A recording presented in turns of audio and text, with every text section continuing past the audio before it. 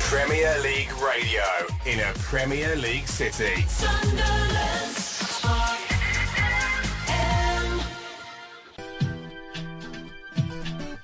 All the sets.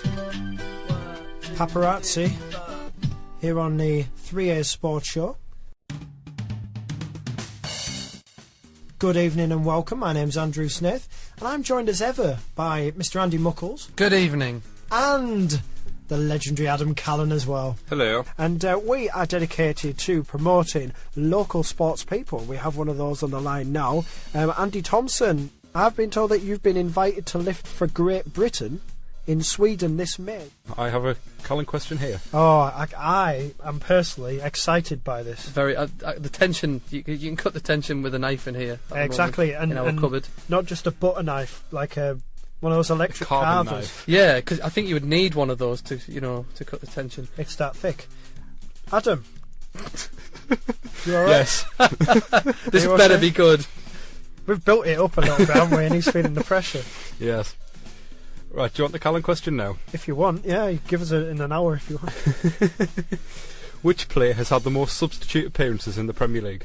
I'd love that. That's brilliant, that. It's amazing, it's amazing. See, John Stokoe likes it, so it is worth doing. So there you go. Without any further ado, here is our week. What becomes a fantastic quality when you win becomes a fantastic mistake when you lose.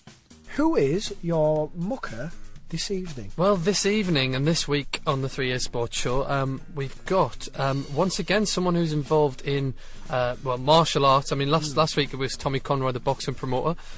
So this week we've got Sensei John James Bruce. Now we're concentrating on American football. We've got the Super Bowl coming up in a week or two. We've just had the playoffs over the weekend, and I've got Harry Waring from the Sunderland Spartans. Duncan Atkins is keeping an eye on our big Champions League game at Porto, and Duncan, I gather, there's already been an early goal. It has, and it's bad news if you're an Arsenal fan, because Porto have taken the lead. The keeper's had a bit of a stinker. He's a miss-hit cross at his near post, and he's sort of squirmed through his hands and gone in. I've got to say, it's quite a makeshift Arsenal lineup. Sol Campbell is playing. Oh, Arsenal have scored, literally as we speak. We've got a goal. Sol Campbell is headed in. My God! Yeah. What timing! That is freaky. That is not freaky. good enough for Notts County as it's equalised in the Champions League. There you go, right on time. Duncan Atkins gives it to you as it happens here on 107 Spark FM. What a way to kick off the late edition of the 3A Sports Show. Anybody accessing the webcam on www.sparksunderling.com, Andy Muckles is an evil and sick and twisted man holding up that particular bottle of soft drink. This haircut is brought to you by Tango. No. And Andrew, just prepare yourself for a question about pyramid systems within sport as well. There you go. You see, anybody who doesn't know the non-league football will be thinking that may be mathematics based, but don't worry, I've got it all sorted. I know my pyramids, so thank you very much for joining us in. It's not ancient Egypt either. We are going to talk a little bit more about kite surfing, and I'm very pleased to say I've got Kevin Anderson on the line. Good evening, Kevin. Hello there, Andrew. That was the Brit Award-winning GLS. There has been another goal in Porto. Andy Duffin has more news on that. Good evening, Andrew. Evening, Andy. Nice to have you with us. Which way has it gone? I'm afraid it's gone to the home side, I'm afraid, Andrew. It's Porto 2, Arsenal 1.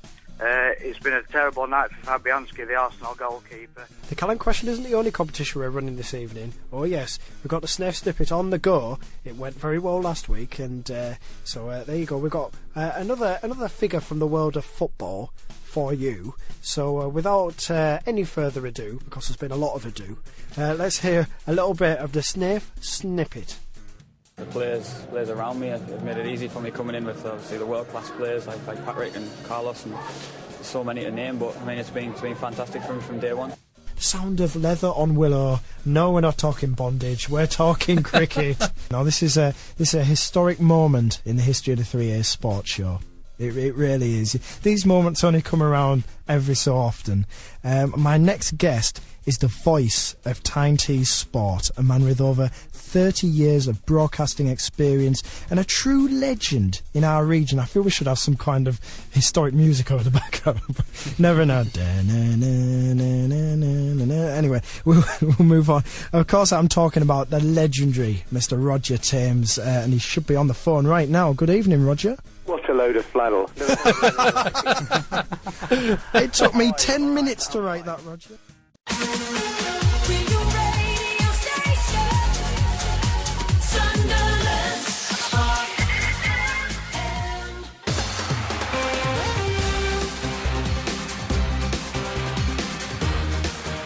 Oh, welcome to the Codcast. My name's Andrew Snaith.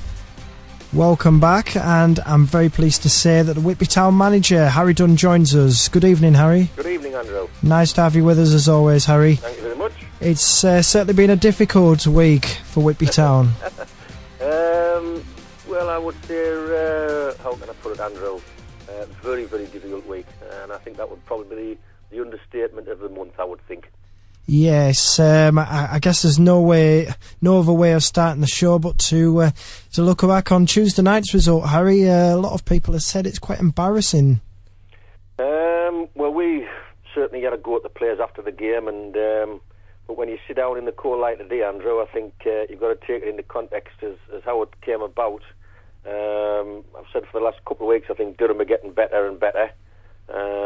Got a match report about them on Saturday at FC United when they beat Manchester on their own spot in front of 2,000 supporters, and apparently fought like terriers to get the game. So I know supporters wouldn't say it the way I look at it, but I knew for a certain fact it was going to be a very, very tough game on Tuesday night. And I know they've lost, I can't remember how many they've lost on their belt, but we've always said for a long time they're not going to go through the season losing every game. They're going to win a game, and unfortunately for us, we were the second victims of their success at the moment, if I could put it that way. But I mean, obviously you're disappointed, and I've got to say I want to apologise to the supporters who turned up on Tuesday night, because it certainly wasn't an acceptable result in any way, shape or form.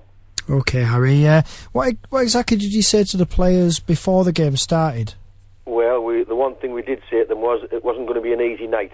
They'd picked up of lately. They've been close to teams. I think Boston only scored 2 late goals a couple of weeks ago against them. They've obviously getting a terrific result down in Manchester on the Saturday, where they've been under tremendous pressure and they've shown an awful lot of character. They've certainly got nothing to use. The young, it's a great fill-up for them after their result on Saturday, and it's going to be a difficult night. And we started off as though we were playing against a Sunday morning outfit, and we got a nasty shock for half an hour. I was going to say, Harry, I mean, do you think that certain players took it easy?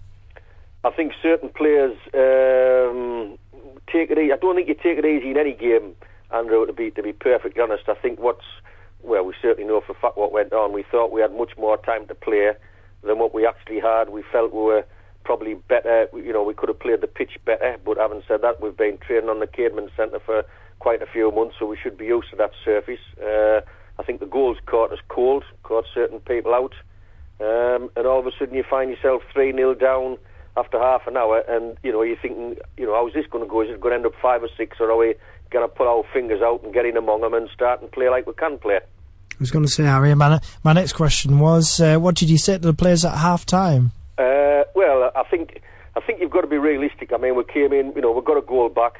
We should have had another 2 before half time. I mean, I don't know, I can't remember if it was Carl or it was Liam Gildee was through, and got it past the keeper, and they kicked it off the line. And then right in the last minute, we had probably 4 or 5 good chances off corners to get a second goal and come in at 3-2 as opposed to 3-1. I think you always say don't concede the next goal, which we did, and just make sure that you don't embarrass yourself for the second half like you've done in the first half. And I think we had 2 disallowed early on in the second half. I think the first one was very iffy. Certainly we couldn't see anything wrong with it, but that's the way it goes.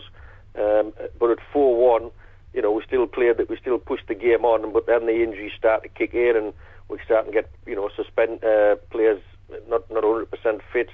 But at the end of the day, you've got to look at the cold light of the day. We've been beat off the bottom of the league team, and the results there for everybody to see.